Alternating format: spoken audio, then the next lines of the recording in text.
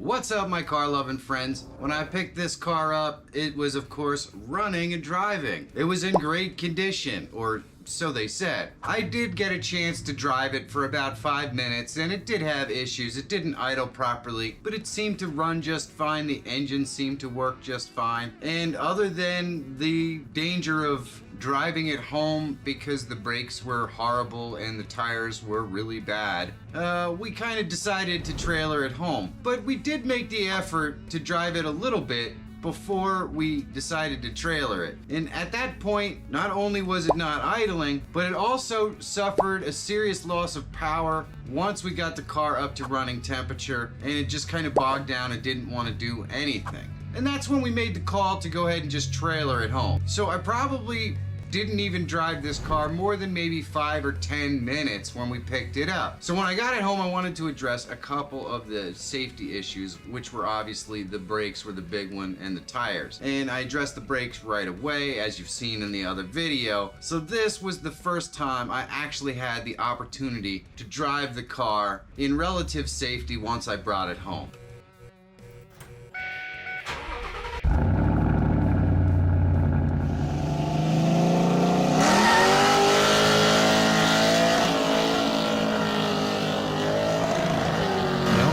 There's nothing.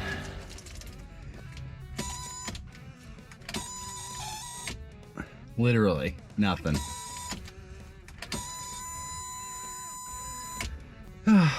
Well, let's charge the battery.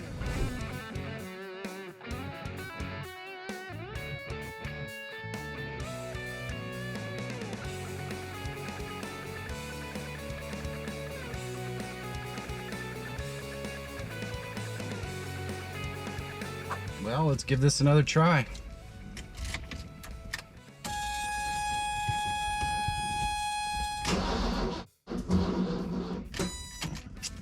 Well, not yet. Third time's the charm?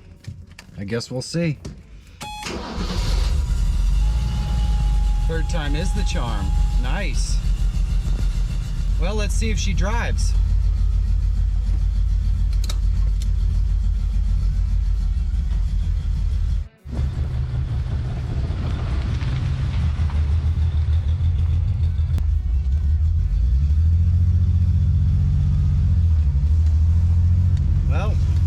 Running.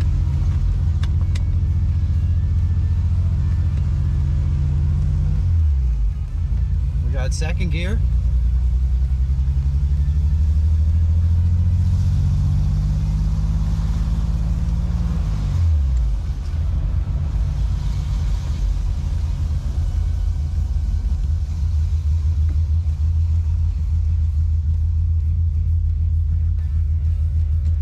Brakes don't feel too bad.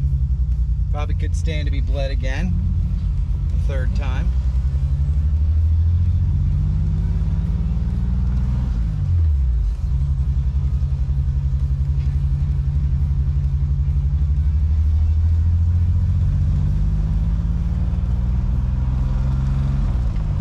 Of course, it's hard to get a gauge on what it drives like because these tires are horrifyingly bad. They are an absolute disaster. But the brakes are working well, which is good.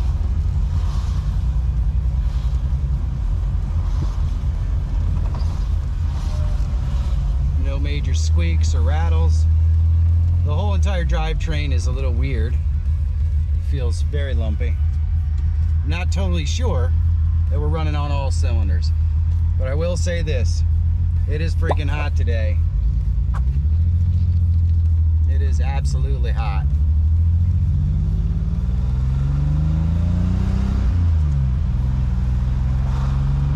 And the car is keeping its temperature, which is good.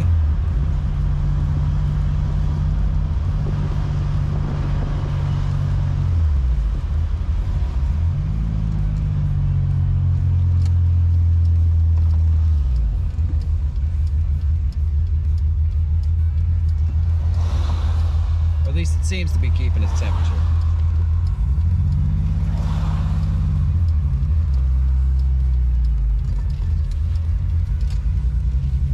We'll see.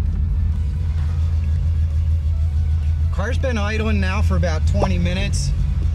It's not overheating at all. And if it's not gonna overheat in 93-degree heat, it's probably not gonna overheat. It's running pretty good. Hasn't died, hasn't stopped idling, which is good because let's face it, I don't know if it'll restart because, you know, the battery's kind of weak. All in all, I'm pretty excited. We definitely need some new tires. Once it idles and it gets up to running temperature, it goes pretty good. Doesn't even feel really lumpy. Now I know that the air conditioning system and all that stuff doesn't work, if you're wondering why I'm sitting in the cars with all the windows open and everything just sweating. It's because I already know that stuff doesn't work.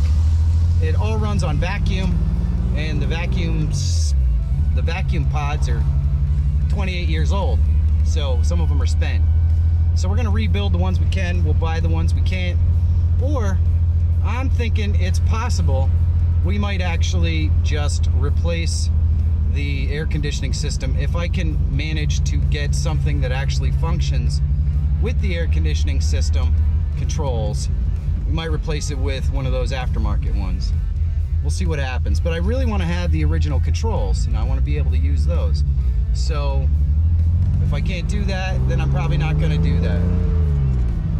But I mean, heck, the car even runs kind of cool.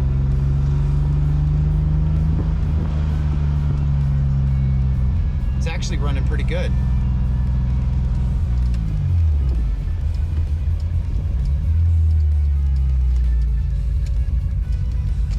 Now I know a lot of the emission systems on this car are not functional.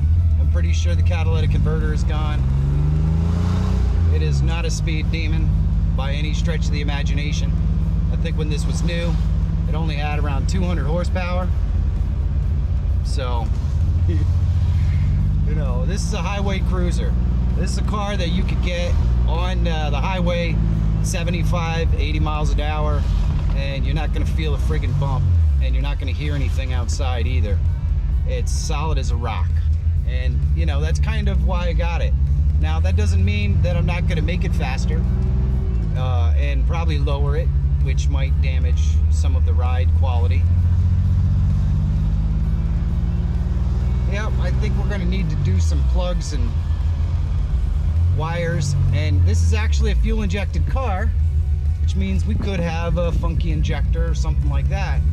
But overall, this thing is running incredibly well, and it's actually very cool. It's not running hot. I'm pretty excited. I am pretty excited.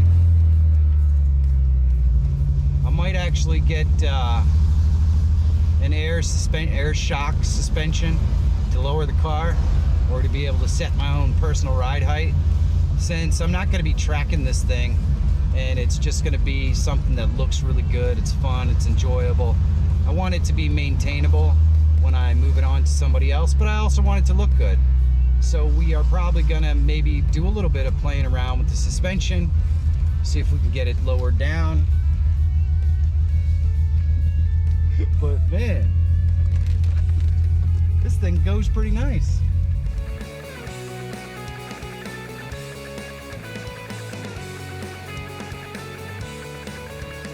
So the first drive went about as well as expected. It didn't suffer from the same idling problem that it had when I picked the car up. That could have been just because we put some actual new good gas in it. I don't really know, but it certainly didn't run well either. Had all kind of lumpy soft spots, doesn't want to accelerate, sputters. Man, it needs some work. So in the next video, we're gonna tackle some of that troubleshooting and try to figure out why this BMW 733 is not running as well as we would hope. Needless to say, things don't always go quite as well as we would have hoped, but you're gonna see all of that in the coming videos. And the only reason why you would even do something as stupid as buying a 1984 BMW 733 is for the love of cars. So if you like this video, please give me a thumbs up. Let me know how I'm doing in the comments. And you know what?